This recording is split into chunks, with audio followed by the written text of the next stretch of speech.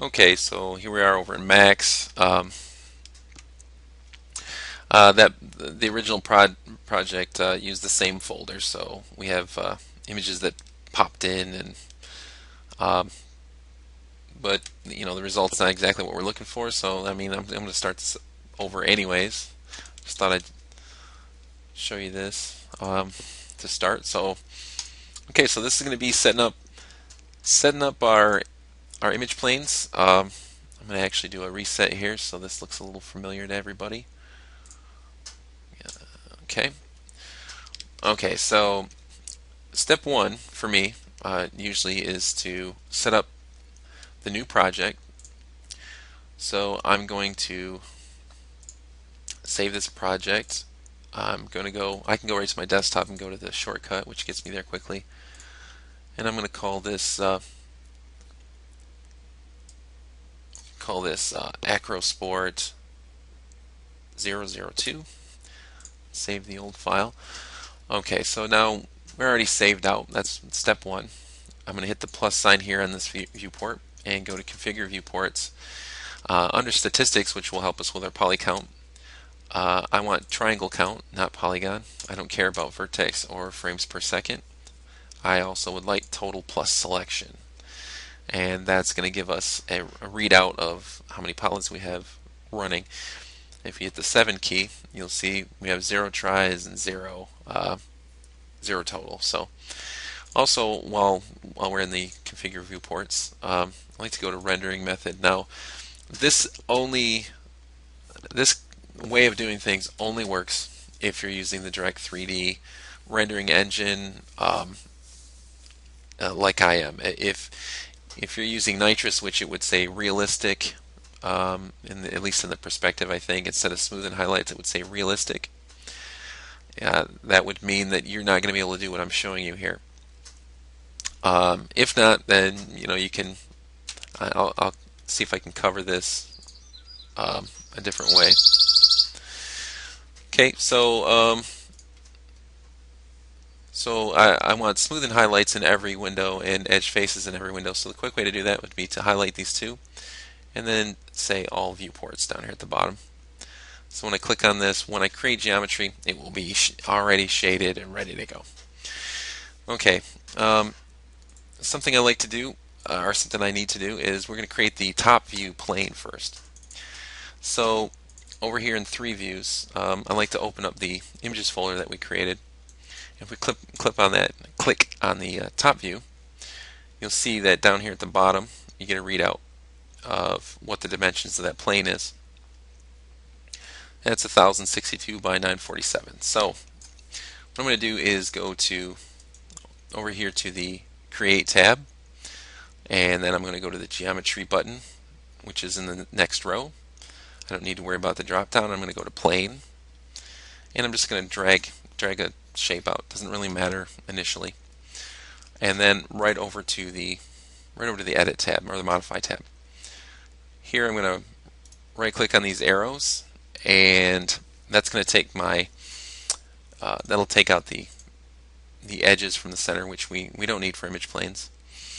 And then I'm going to take these. I'm going to put in the second value, which is 947. I'm going to put that second value in first, 947, and I realize these are going to be quite large, which we're only trying to match the exact size of the image right now. It's all adjustable later. So then I'm going to hit the zoom extents down here. I'm going to go to the move tool, and I'm going to move this so that it's at world center. The quick way to do that would be at the very bottom. There's these values. You can right click on the arrows, and that will move the plane right to the very center of the world. So if I go here to the top view and hit Alt X, you can see I'm right here in the center of the darkest black lines. It's exactly what I want. Okay, so the other thing too is that I don't really like, this is just a personal preference, but I don't really like the highlighted box here around every object that's created. And that's you can toggle that off with the J key. And in the top view, I don't usually like grid, so I usually take the grid off on these views. For for this view, at least until we get planes set up, I leave that grid. Okay, so from this point on, I start working with loading in my materials into Max. So I'm going to go up to the material editor. So up here at the top in this icon, if you've only opened up Max the first time, you're going to get the slate editor. It's a more advanced way of doing things. It's really not necessary to use this one, and I'm really not well versed in it. So if you long press on the button here and just choose the top icon, you're going to get all the same stuff. It's just in a simpler version. It's called compact mode. Yours may look different than mine. Let's see here.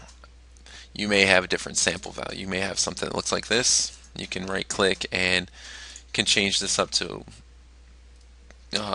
full sample view, which is this is all the available material spheres. So we got to bring in, what is it, 12 separate images here. Now I don't want to use up 12 separate spheres. So what I'm going to do is I'm going to use what's called a multi-sub object, which means I can load them all into this single sphere. And I'll be using what's called material IDs.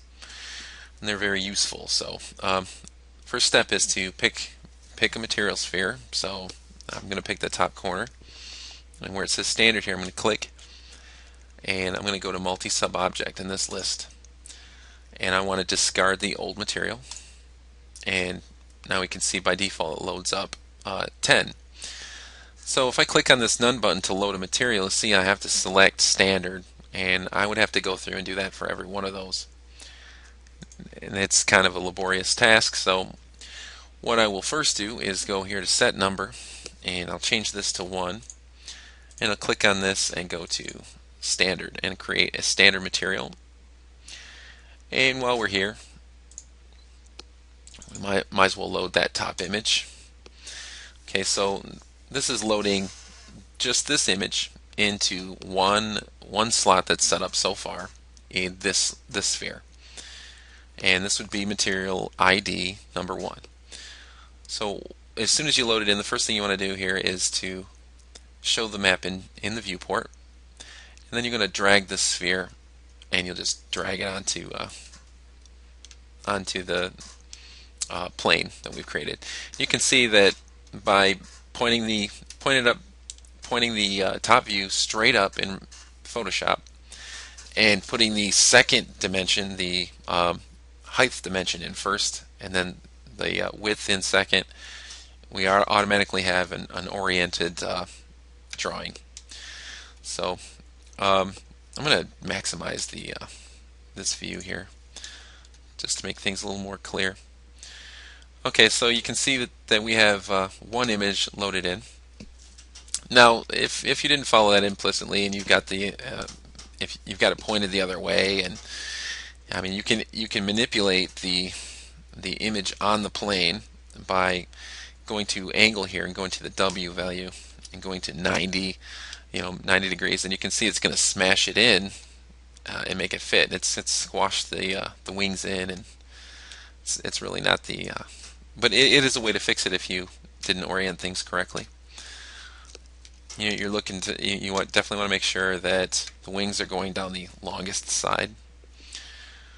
Okay, and if we didn't have this standard map in viewport, you just see gray. So you want to make sure that you have triangles here in the corner of your sphere saying that it's applied to something, and that you're showing it in the viewport.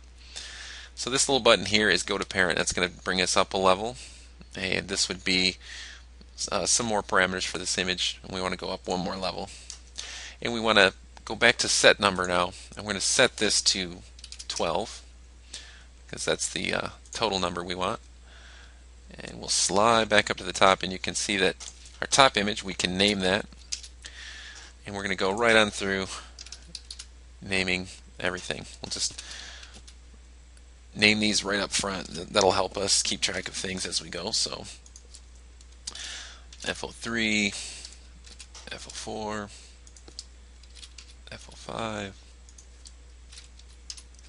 so on and so forth. It's obviously just a way to conserve space, this multi-sub object. They always name everything so ominously, like it sounds so complicated, but that's all it means, is multiple images are going to be there. You can see right now that the sphere up top, when we're in this page, shows that it's just using up a little square here, a little square there. It's its way to demonstrate that, um, just to demonstrate that we're only using a partial part of the sphere. I just brought this out as a, I just double clicked on it there just so I could resize it. Okay, so now we're just going to continue through doing the same thing. And what I'll do now from this page is right next to where it says diffuse, and diffuse means the main image. The box right next to it says none currently. This is where I'm gonna click and choose bitmap, and now we're gonna go to side. We'll load inside, and let's not forget to click on show standard map and viewport. Now that right now it's not going to make a difference, but it will later, so we got to remember to click that button. And this is the page we started in. We need to go back another, and we can see now we have the top and side loaded. I'm going to do this one more time here to kind of ingrain it, and then I'll pause the video and fill these all in. So now we need F1 loaded. I'm going to go to the diffuse channel and choose bitmap and choose the F01 slide, and make sure that I show that in the viewport. Back that out and continue on. So I'll pause and just fill these all in. Okay, so get this all filled in now, and you can see everything's blue. That's the color of the images that we've made. And the sphere is made up of a patchwork of many different pictures. And I want you to pay special attention to the ID number here. The ID changes as it goes along, and that's how we're going to access those at a polygon level on the object. So I'll show you how that works as we go along. So now I'm not going to worry about the material editor. I'm going to create some cross-section planes. So I'm going to click on any one of these cross-sections because they're all the same exact size. I'm going to go to the Create tab, and I'm going to drag a plane out, and I'm going to go to the Modify tab. Let me bring back the folder view. So I want to type in 180 for the length, and I'm going to type in, oops, and I'm going to type in 82 for the width. Okay. So now what we need to do is, and I've created both these planes for right now for a reason, that we're going to get all these images in and scale them all down together. The image planes, we want to scale down the top image and then make a new plane and scale it down and try to match. We're going to do all of this in as easy a way as possible. I'm only going to use this plane here for the cross sections, and that'll become evident later. So now I need to open up the material editor then, and I'm going to drag this on here, and you can see it's used the top view, and that's because by default this plane has a material ID of 1, and in 1 is the top. So what I need to do to change that is to first change this to an editable poly, and go to Polygon and select the polygon. I'm going to go down to the bottom here. I'm going to look for the block that's called Polygon Material IDs, and we want the F1 in this position, and that is ID number 3. So in set ID, I'm going to call this 3, and you can see that we have looks like we have it completely the opposite direction. So no big whoop. I'm going to take this and swing it around, but you can see if I go to the rotate tool and go to swing it around, I'm getting arbitrary values down in the bottom corner. I'm looking for something I can snap in at 180, so I'm going to just turn this around 180. Looking in the bottom and the Z direction, and I'm turn that around. So now we can see if I go through here now and I cycle through the images, I'm going to get each new side plane. Okay, so that's good. We want to go to 3. We're going to keep this at 3, and that will be good for the side plane. So now here's a quick little trick. I'm going to change this to an editable poly. You can either change it here by clicking on it in the modify box in the stack, or we can just go to right click menu and convert to editable poly. And then with the snaps toggle on, we're going to grab on this handle of the rotate tool and hold shift, and what that's going to do is give us an exact copy, and we're going to go till we see 90 degrees right above it, or in the Y direction in the bottom values. And then we're going to want to make sure this is a copy, not an instance or reference, and we want just a single copy, and we'll call this side plane because we haven't named anything yet, and that will do that for us. And we'll just turn on that side, and let's open up the material editor just to show you. I mean, I knew it was 2. The side is an ID of 2, so we're going to change this to 2, and there we go. We've got a side plane image. They're lined up on the nose cone because we did that in Photoshop. It's in the very center of the project. Okay, so now it's important that we can deselect this poly, so I can select both of these at the same time. And we have a problem that if we turn around here, you can see the back side of a poly is black. You want to be able to see through that. That's going to end up blocking your work for you one day. So we're going to go over here to the right menu where most everything happens, and we're going to go all the way over to the display, which looks like a little TV. And down here at the bottom, we're going to say backface cull. So you'll see now when we turn around behind it that we can see right through them, and it won't block the image. Another thing that's important, that if I was to freeze these right now, they would lose their picture, and I want to freeze them so I don't move them accidentally or select them accidentally. So that's not good. So I'm going to right click and I'm going to say unfreeze all, and I'm going to select both of those, and I'm going to untick show frozen in gray. And now when I freeze them, right click, freeze selection, you can see now I can't do anything with them, can't select them, and they're frozen. But I'm going to unfreeze them again because I have all the image planes that I'm going to create. So I'm going to grab the scale tool. I'm going to grab right here in the very center, and I'm going to scale down. And usually I like to scale until matter of fact, let me redo that, because I'm not making sure things are centered up this way. So what I'm going to do for now is I'll go up to here to the align, and I'll use this symbol here with the little lightning bolt on it. That means that whatever I have selected, the next thing I click on, it will center it to that object. So now we've centered up. And I would like to get the readout value of 0, 0, 0, which I do.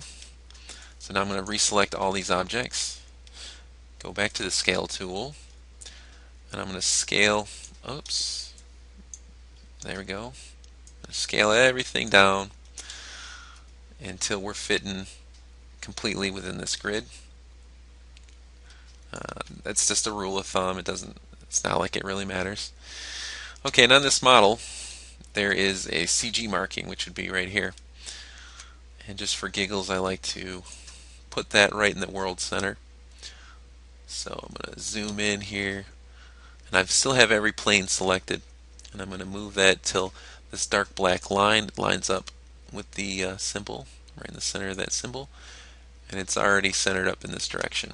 So I no longer want to use the grid, And I'm going to select just this side plane and slide it out. So this is slid out, and these are positioned correctly, so I'm going to just select these two, and I'm going to freeze those, so those no longer are selectable. And that would be a completed image plane setup, at least for this. I'm not completely set up, but the next thing just turns into actual modeling. So I'm going to stop here, and there's enough information in this to teach anyone how to set up image planes fairly easily. So, alright, the next one we're going to start making the fuselage, and we'll use these cross sections to build that as quickly as possible. So we'll see you in the next video.